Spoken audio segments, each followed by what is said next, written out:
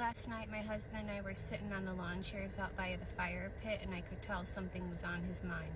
After adjusting a couple of the logs in the fireplace, he sat back down and grabbed my hand. He said, "You know, our 20th anniversary is coming up soon, and there's something I gotta ask you." He said, "In these almost 20 years, have you ever been unfaithful to me?"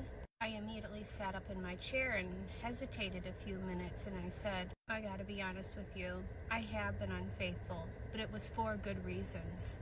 My husband let go of my hand, and he immediately put his head down towards his lap, and he sat up and he said, "I never thought you would have cheated on me. What do you mean by good reasons?" I said, "Well, the first time I cheated on you was right after we were married, when we were about to lose the house because we couldn't pay the mortgage."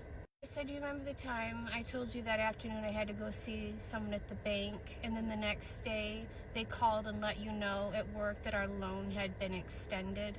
I'm really sorry, but I did what I had to do." He said, "I can forgive you for that because you saved the house. But is that the only time you've ever been unfaithful?" I said, "No. Remember when you needed the heart stent put in? We couldn't afford that surgery? Well, I went and seen your cardiologist. And then do you remember after you had the surgery, they said that there was no charge?"